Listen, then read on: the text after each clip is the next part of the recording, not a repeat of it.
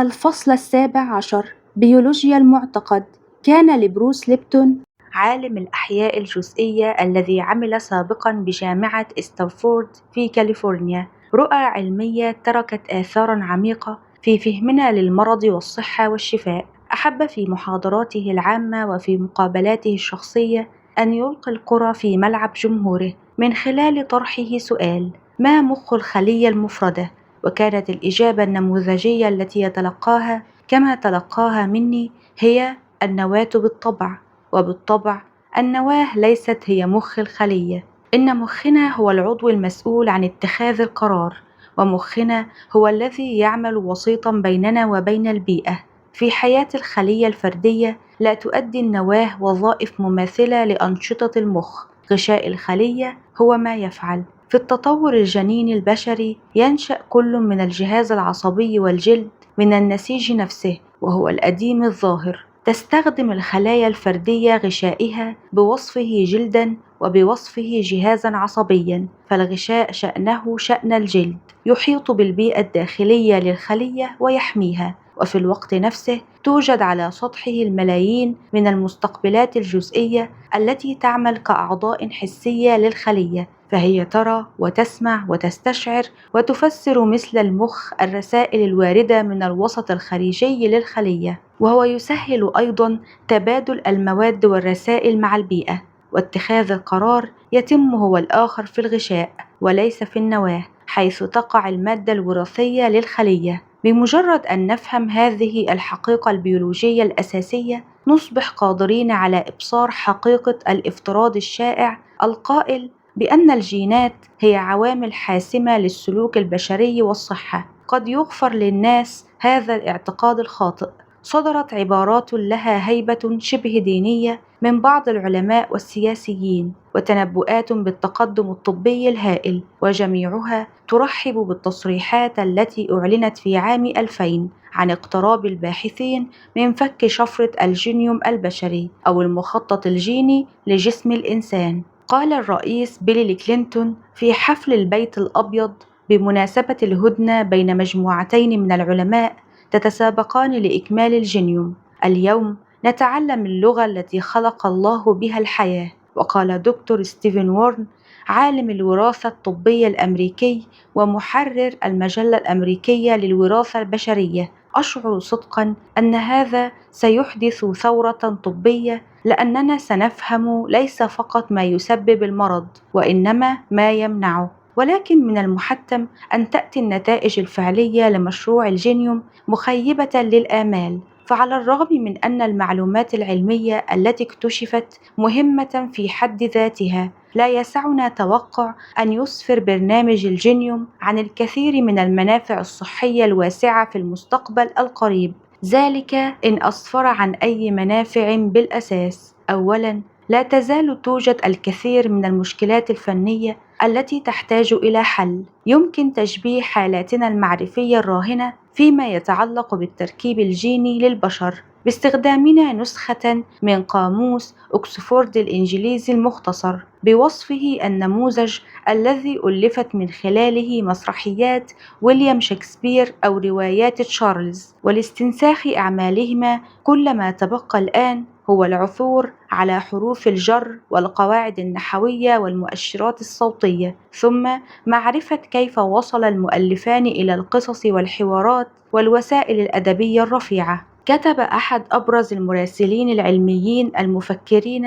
قائلاً: الجينيوم هو البرمجة البيولوجية، بيد أن التطور قد غفل عنها، حتى عن وضع علامات الترقيم لإظهار أين تتوقف الجينات وأين تبدأ، ناهيك بأي ملاحظات مفيدة حول ما يجب أن يفعله كل جين. ثانياً، على عكس التعصب الجيني الذي يحيط بالتفكير الطبي والوعي العام حالياً، لا يمكن للجينات وحدها أن تفسر الخصائص النفسية المعقدة للبشر أو سلوكياتهم أو صحتهم أو مرضهم. ما الجينات إلا أكواد تعمل كمجموعة من القواعد وكقالب بيولوجي لتخليق البروتينات التي تمنح كل خلية بنيتها ووظائفها المميزة. إنها مخططات معمارية وميكانيكية حية وديناميكية.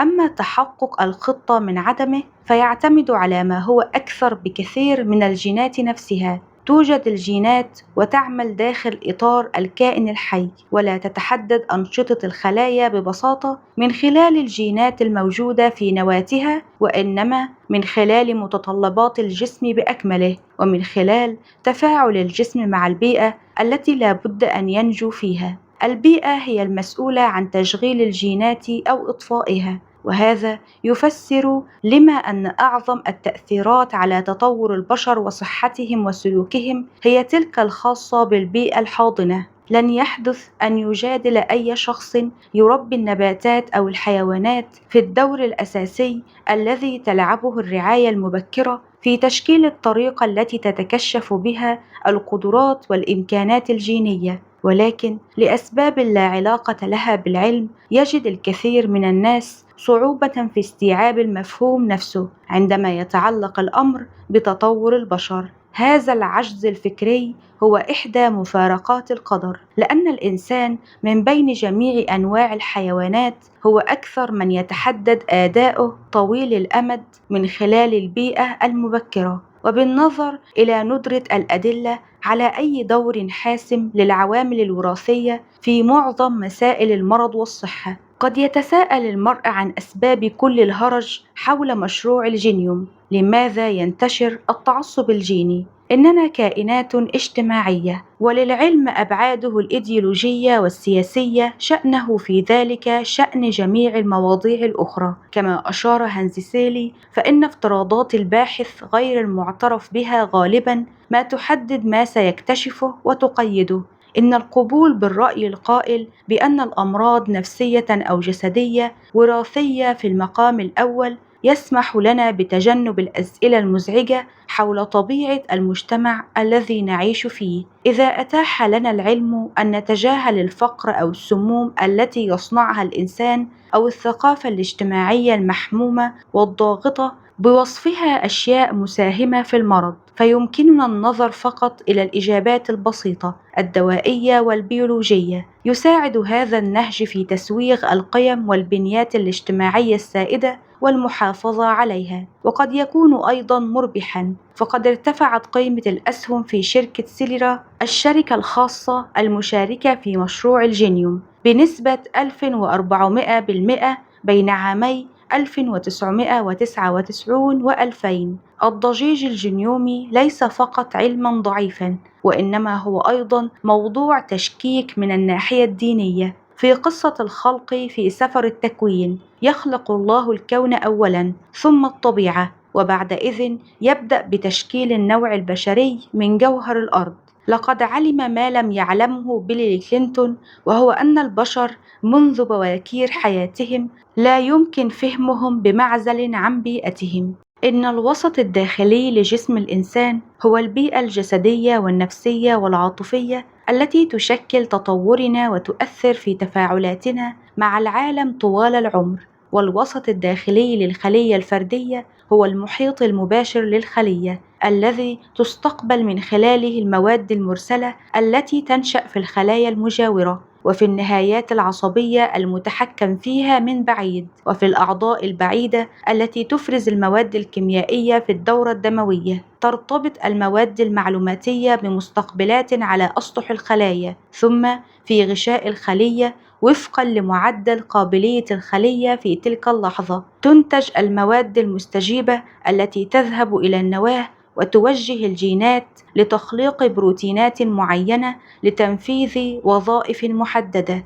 يوضح بيرس ليبتون أن هذه المركبات البروتينية المستقبلة المستجيبة التي يطلق عليها بروتينات الإدراك تعمل كمفاتيح تدمج بين وظيفة الخلية وبيئتها. على الرغم من أن بروتينات الإدراك تصنع من خلال آليات جينية جزئية، فإن الإشارات البيئية هي ما تتحكم أو تبدأ تفعيل عملية الإدراك. وقد تأكد التأثير المسيطر للبيئة بفضل الدراسات الحديثة التي أجريت على الخلايا الجذعية. لا تتحكم الخلايا الجذعية في مصيرها، يعتمد تمايز الخلايا الجذعية على البيئة التي تجد الخلية نفسها فيها. على سبيل المثال، يمكن تحضير 3 أنواع مختلفة من بيئات زراعة الأنسجة. إذا وضعت الخلية الجذعية في البيئة الأولى تصبح خلية عظيمة، وإذا وضعت الخلية نفسها في البيئة الثانية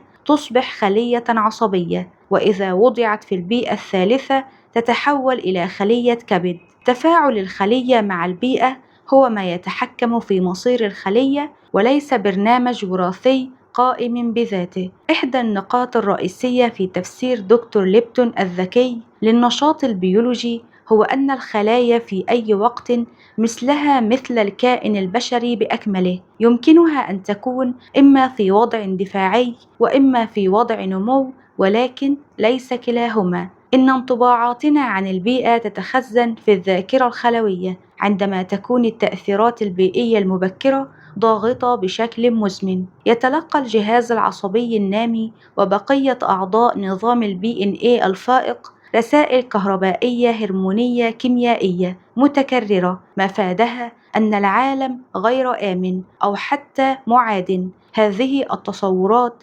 تبرمج في خلايانا على المستوى الجزئي، وهكذا تحدد التجارب المبكرة موقف الجسم اتجاه العالم، وتحدد معتقدات المرء اللاواعية عن نفسه في علاقته بالعالم. يسمي دكتور ليبتون هذه العملية بيولوجيا المعتقد، ولحسن الحظ تؤكد التجربة البشرية وإمكانات البشر التي لا تنفك تتكشف أن بيولوجيا المعتقد على الرغم من أنها متأصلة بعمق من الناحية الفسيولوجية فإنها قابلة للزوال. لقد رأينا أن الضغط النفسي هو نتيجة التفاعل بين مسبب الضغط ونظام المعالجة. نظام المعالجة ذاك هو الجهاز العصبي البشري الذي يعمل تحت تأثير المراكز العاطفية في المخ. تؤثر بيولوجيا المعتقد الراسخة في جهاز المعالجة هذا في وقت مبكر من الحياة بشكل حاسم على استجاباتنا للضغط النفسي طوال حياتنا.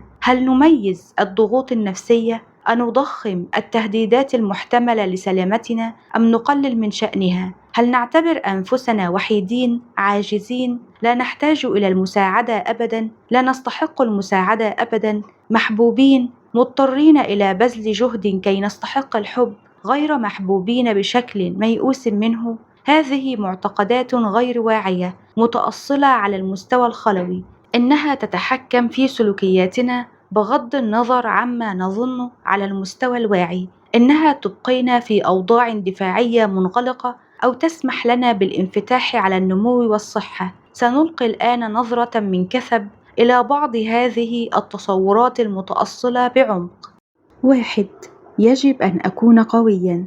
إيريس فنانة وقارئة نهمة، وتعتبر مثقفة جداً. منذ نحو 10 سنوات في عمر 42 شخصت إصابتها بمرض الذئبة الحمراء. نشأت إيريس في أوروبا، وهاجرت مع عائلتها إلى الولايات المتحدة في أوائل 20 من عمرها. كان والدها مستبداً ولا يمكن التنبؤ بتصرفاته، ووالدتها على حد تعبيرها لم تكن حاضرة بمعزل عن والدي. تقول إيريس: لقد فكرت في هذه النظرية التي تفيد بأن الجسد يقول لا إن لم يستطع العقل قولها. سمعت بها من قبل ووافقت على المبدأ من قبل، فقط لا أحب التفكير فيها عندما يتعلق الأمر بي. سألتها: ولم لا؟ إنها تعني أنك لست قويا كفاية، لست قادرا على فعل ما يستلزمه الأمر لتكون قويا كفاية. أعادت هذه الكلمات إلى ذهني مريضة بسرطان المبيض لم تعجبها نظريتي لأنها على حد قولها تجعلها تبدو كالجبانة. قلت لها: ماذا لو أن المرء ليس قويا كفاية فعلا؟ لو حاولت أنا أن أرفع وزنا يبلغ 10,000 رطل وقال أحدهم أنت لست قويا كفاية لرفعه، فسوف أوافقه الرأي. أما أنا ففي تلك الحالة سأقول: ما بك، أأحمق أنت؟ هذا هو بيت القصد. في بعض الأحيان لا تكمن المشكلة في افتقارنا إلى القوة، ولكنها تكمن في أن المطالب التي نلزم بها أنفسنا مستحيلة. ما الخطأ إذن في ألا نكون أقوياء كفاية؟ الاعتقاد الراسخ بضرورة أن تكون قويا كفاية، وهو السمة المميزة لعديد من الناس الذين يصابون بأمراض مزمنة، ما هو إلا الدفاع. فالطفل الذي يتصور أن أبويه لا يستطيعان دعمه عاطفيا يكون من الأفضل له أن يتبنى موقفا يقول يسعني التعامل مع كل شيء بنفسي، وإلا سيشعر بالرفض.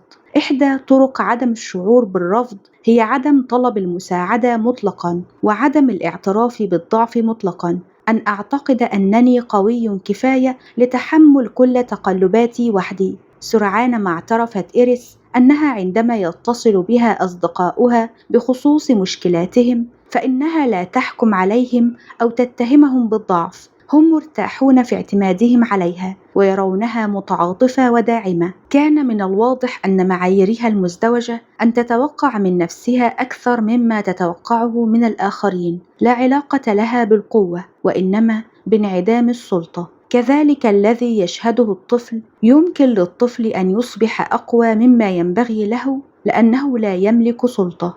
ثانياً، لا يصح أن أغضب. تبلغ شيزوكو من العمر 49 عاماً وهي أم لطفلين كبيرين. شخصت إصابتها بالتهاب المفاصل الروماتويدي في سن 21 بعد وقت قصير من وصولها إلى كندا كطالبة أجنبية. ماتت أمها عندما كانت هي في 4 من عمرها، وبعد ذلك تزوج أبوها من خالتها شقيقة والدتها. تقول: كانت زوجة أبي تحب عملها أكثر مما تحب الأطفال، وقد سعى أبوها إلى تلبية جميع احتياجاتها ورغباتها المادية، لكنه غالبا ما كان بعيدا عن المنزل. تطلقت شيزوكو من زوجها البارد عاطفيا منذ 5 سنوات.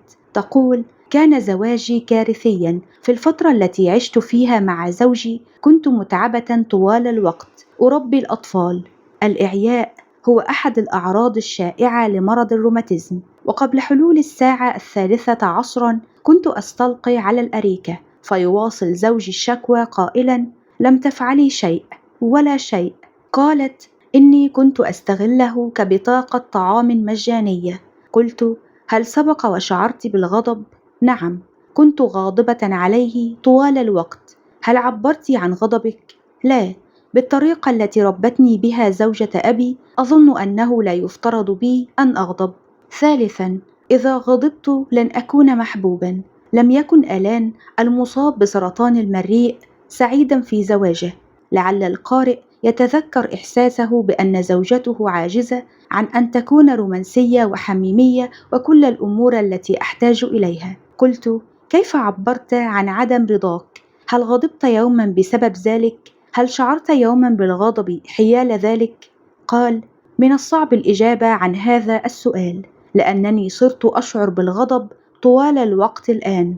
صرنا نتحدث عن هذا كثيرا الآن. ماذا حدث للغضب الذي كان يعتمل بداخلك قبل تشخيص إصابتك بالسرطان؟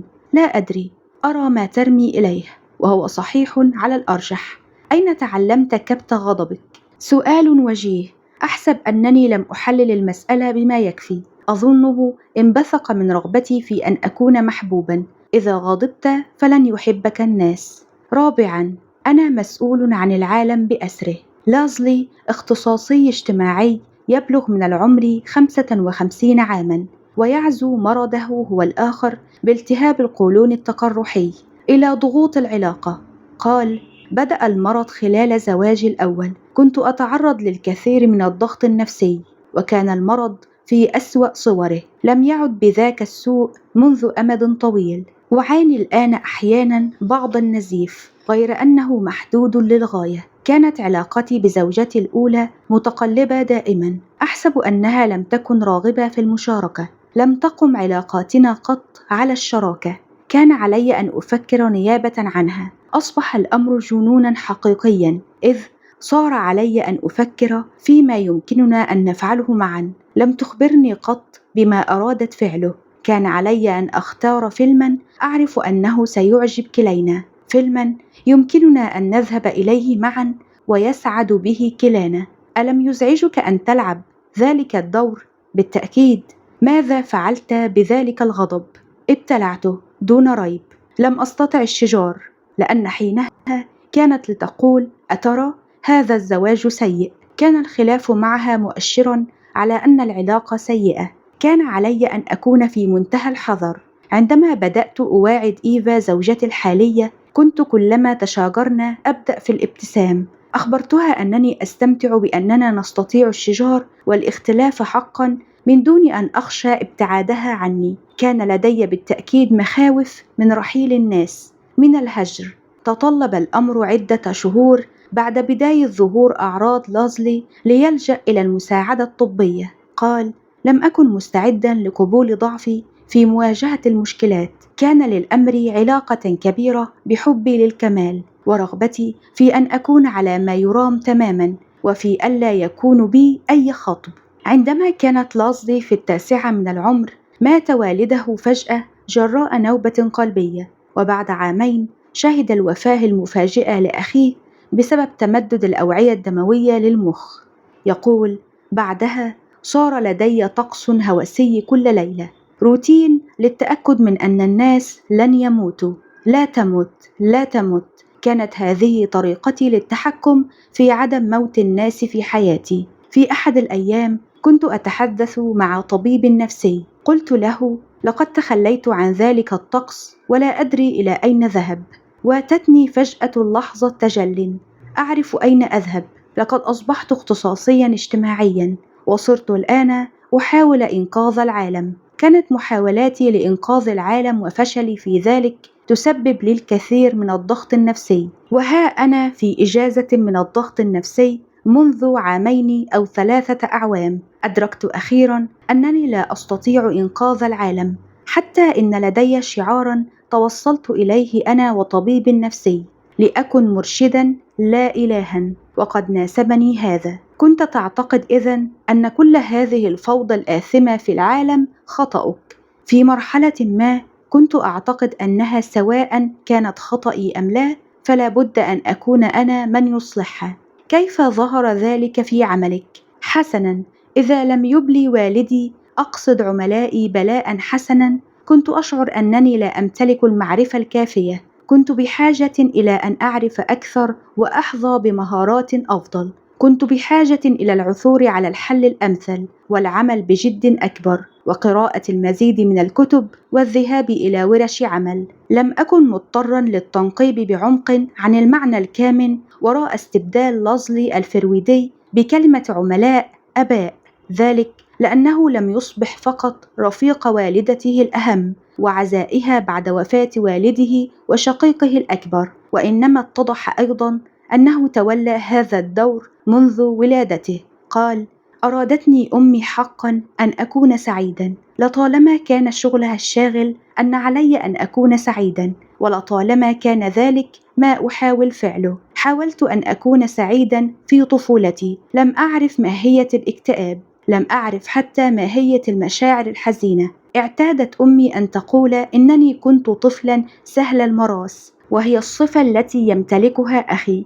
كنت رضيعا سهل المراس لدرجة أنها تستطيع إيقاظي في منتصف الليل واللعب معي لبهرة ثم إعادتي إلى الفراش، وكنت أعود إلى النوم. لما بحق السماء كانت تفعل ذلك؟ أظنها كانت تشعر بالوحدة أو تحتاج إلى بعض الاهتمام. كان عليك إذن أن تبذل جهدا منذ أن كنت رضيعا. كان زواج أمي بأبي كارثيا، كان يتشاجران، كان الوضع سيئا قبل وفاته. كان واجبي أن أجعلها سعيدة. خامسا، يمكنني التعامل مع كل شيء. أزيل جزء من قولون دون وهو موظف مدني يبلغ من العمر 55 عاما بسبب سرطان الأمعاء. من بين الضغوط المزمنة التي عاناها كان اضطراره إلى أن يكون ذا ضمير مفرط اليقظة في حياته المهنية. يقول: يمكن لإعباء العمل أن تثير غضبي. لا أدري إن كان الغضب هو الكلمة الصحيحة. الإحباط ربما. ألا أكون قادرا على التعامل مع مقدار العمل الموجود على مكتبي وقتها. ماذا كنت تفعل حيال ذلك؟ كنت أتوتر وأهدأ بالذهاب في نزهة على الأقدام، ثم أعود وأغرق في العمل مجددا وأنجزه. ماذا عن الذهاب إلى المسؤول عن توزيع العمل وإيضاح أن هذا أكثر من قدرة أي أحد على التعامل؟ لم أفعل ذلك قط. يمكنني التعامل مع أي شيء، ذلك هو السبب. كنت عازمًا على أن أكون الشخص الذي يتعامل مع معظم الملفات في الفرع بأفضل طريقة. لماذا؟ لسببين: الأول الغرائر التنافسية، والثاني أنني أتقاضى راتبًا جيدًا، لذا يجدر بي أن أتقن عملي. النهج الذي طالما اتبعته كان: أعطني العمل وسوف أنجزه، إن أعطيتني المزيد من العمل سأنجز المزيد، وإن أعطيتني القليل من العمل لن أنجز إلا القليل. وعندما يقلصون عدد الموظفين ويضطر عدد أقل إلى إنجاز نفس القدر من العمل سأنجز أكثر. في الحقيقة ما كنت أفعله غالبا في تلك الحالة هو أن أذهب إلى من يشتكون من عبء العمل وآخذ العمل منهم. يراودني دائما قدر ما من الشعور بالذنب، لأن باستطاعتي أن أبلي بلاء أفضل في هذا الملف أو ذاك لطالما كان لدي المزيد لأفعله. كان مصدر عزتي هذه الصورة التي تقول إنني أستطيع العمل أكثر من أي أحد آخر في وقت أقل من أي أحد آخر. هل لهذا أي صلة بطفولتك؟ جزء من هذا يعود إلى أمي. إذا أحضرت شهادة الدرجات إلى المنزل وكانت تحمل 3 تقديرات ممتاز و3 جيدا جدا، يكون ردها: ولما ليست التقديرات ال6 ممتاز؟ لا شيء مما فعلته كان جيدا بما فيه الكفاية قط، لطالما افترضت تلقائيا أنني سأصير أستاذا في شيء ما. كانت خيبة أمل كبيرة لأمي أن بدأت حياتي المهنية عامل بناء. سادسا، لست مرغوبا، لست محبوبا. كان لدى جيلدا رادنر تصور طويل الأمد بأنها غير مرغوبة. ظهرت إشارة إلى عمق اليأس النفسي الذي عاشته جيلدا في بعض الملاحظات التي وجدها زوجها جين بعد وفاتها، في إحداها بعنوان: اليد اليمنى تسأل، اليد اليسرى تجيب. كتبت جيلدا الأسئلة بيدها اليمنى والأجوبة بيدها اليسرى. الأسلوب والعنوان مهمان بشكل خاص. إن الجانب الأيمن من مخنا، الجانب الكلاني والعاطفي، هو الذي يتحكم في اليد اليسرى. طرحت اليد اليمنى سؤال: هل تجسدت أمك بداخلك في صورة سرطان؟ فأجابت اليد اليسرى: إنها لا تريد وجودي. سابعا، لا وجود لي إن لم أفعل شيئا، لا بد أن أبرر وجودي. تحدثت جويس الأستاذة الجامعية المصابة بالربو عن إحساسها المرعب بالخواء عندما لا تكون منشغلة بفعل شيء ما. سألتها عما عنته بذلك. قالت: مصدر الخواء كان هذا الرعب من أنني إن لم أحقق شيئا فلن يكون لي وجود حقا. عندما كنت طفلة لم أكن جزءا من المعادلة، لم أكن جزءا من كل التوترات الحادثة بين أبي وأمي وبين أبي وأخي. كنت أصغر ب8 سنوات، كنت الابنة، الفتاة الصغيرة المثالية. كل هذه الأمور كانت تحدث. كنت أشعر بأنني لن أكون موجودة ما لم أفعل شيئا في العالم. ثامنا، لا بد أن يشتد بي المرض حتى أستحق الرعاية. شخصت إنجيلا منذ 2 عام بسرطان الرحم عندما كانت في 45. قبلها كانت تعاني إدمان الكحوليات وفقدان الشهية والشره المرضي والاكتئاب والفيبرومالجيا. خضعت في مرحلة ما لعملية تغيير المسار المعوي لإنقاص الوزن. فقدت 150 رطلا خلال عام، لكن سرعان ما اكتسبتها مجددا، إذ لم تتغير مستويات الضغط النفسي لديها ولا عاداتها الغذائية. أجريت مقابلة مع إنجيلا في هوب هاوس، وهو مركز لتقديم المشورة والدعم في فانكوفر للأشخاص المصابين بأورام خبيثة وغيرها من الأمراض المزمنة. قالت: أشعر أن السرطان كان هدية بالنسبة إلي، لأنه أخرجني من مصلحة الدخل القومي الكندي. كنت مراجعة حسابات على مدى 12 عاما الماضية، وكرهت الوظيفة. منذ طفولتي لم أملك إلا أن آخذ الأمور على محمل شخصي. كلما حدثت مواجهة ما أو خلاف، والناس ينزعجون عند مراجعة حساباتهم ويلقون بكل كراهيتهم للحكومة والضرائب في وجهك، وقد أخذت كل هذا على عاتقي. قلت: لماذا تطلب الأمر إصابتك بالسرطان لتخرجي من وظيفة تكرهينها ولها تأثير سيء عليك؟ كنت مكتئبة أغلب الوقت، وشعرت كما لو أن الخيار ليس بيدي. إنني أعمل منذ كنت في 17. كنت أعرف أن في أنواع أخرى من الوظائف لن يكون من المقبول أن تمرض كثيرا، وأنا مرضت كثيرا. في الحكومة تصبح مثل ترس في عجلة، يوجد 100 شخص آخر يفعلون نفس ما تفعل، لذلك إن لم تنجز عملك يمكنهم تحويله إلى شخص آخر، وذلك هو سبب بقائي هناك بدافع الخوف. كيف أخرجك السرطان من هناك؟ بعد تشخيص السرطان بدأت المجيء إلى هوب هاوس والتحدث مع المختصين في العلاج النفسي هنا، وقد شجعوني على إلقاء نظرة على مشاعري وحياتي. أدركت أنني كنت أحاول التكيف مع شيء لم يكن يفترض بي حقا أن أتكيف معه. هل أخبروك بعنوان كتابي؟ حسنا، قال: لقد قال جسدي لا. لقد أصبت بنزيف حاد لمدة 2 في الواقع، وخلال هذه المدة خضعت لفحوصات، أجروا خزعتين ووجدوا في الثانية خلايا سرطانية. عندما قال لي الطبيب كلمة سرطان، قال حدسي في الجزء من الألف من الثانية: مصلحة الدخل القومي الكندي. كان الأمر جليا للغاية بالنسبة إلي. كنت أتلقى هذه الرسالة على مدى 12 عاما الماضية وكنت أتجاهلها. هذا ما كنت أسأل عنه: لماذا تطلب الأمر إصابتك بالسرطان لتفعلي ذلك؟ لأنه كان مشكلة حقيقية. كانت لدي تلك القناعة بأن اضطرابات المزاج ليست كافية، الشره المرضي لا يكفي. ينظر الجميع إلى اضطرابات النفس ويقول: حسنا، لا يوجد خطب فيك، توجد الكثير من الأحكام حولك. ولكن جميع تلك الاضطرابات تصيب المخ، إنه عضو جسدي. اضطراب الحالة المزاجية أمر فسيولوجي تماما، مثل سرطان الرحم. أتفق معك، لكن ذلك كان حكمي الخاص على المسألة، لأنني كنت مؤمنة بما هيأتني أسرتي والمجتمع للإيمان به.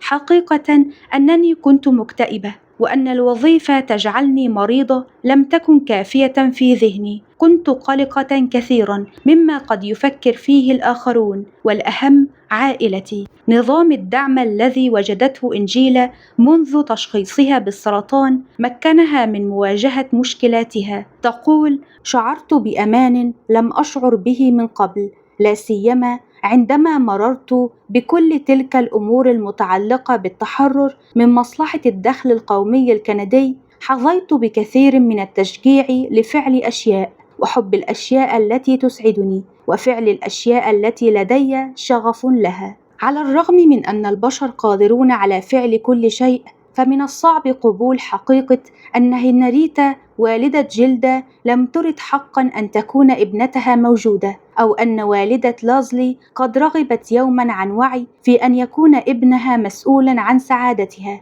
أو أن أبواي ألان أرادا أن يبعثا له بإشارات تخبره بأنه لن يكون محبوبا إن غضب. يشعر معظم الآباء بحب غير مشروط اتجاه أطفالهم، وهذا ما يأملون في إيصاله إليهم. من المهم معرفة ذلك، لكنه ليس الأهم، فالأهم هو تصورات الطفل اللاواعية التي تبنى على تفسيراته الأعمق لتفاعلاته مع العالم. هذه التفسيرات التي تترسخ على المستوى الخلوي تشكل بيولوجيا المعتقد التي تحكم الكثير مما نشعر به وما نفعله وكيفية تعاملنا مع الأحداث.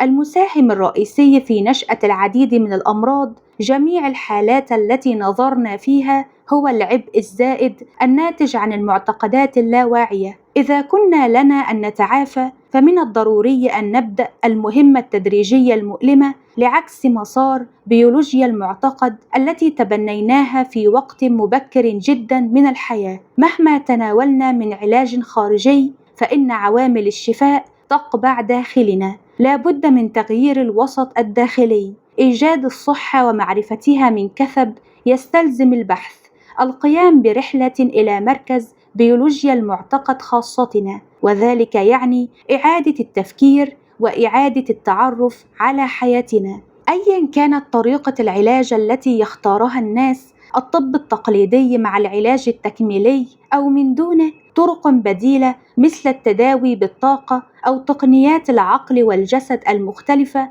الممارسات الشرقية القديمة مثل الطب الهندي القديم أو اليوجا أو الوغز بالإبر الصينية، الممارسة العالمية لتقنيات التأمل، العلاج النفسي، العلاج الغذائي. فإن مفتاح الشفاء هو الاختيار النشط والحر والمستنير للمرء. توجد العديد من الطرق المختلفة لإيجاد تلك القدرة البشرية الفطرية على الحرية، الموضحة في العديد من التعاليم والكتب والمصادر الأخرى. التحرر من الظروف الخارجية القمعية والضاغطة أمر ضروري، لكن ذلك لن يكون ممكنا إلا إذا حررنا أنفسنا أولا من استبداد بيولوجيا المعتقد المتأصلة فينا.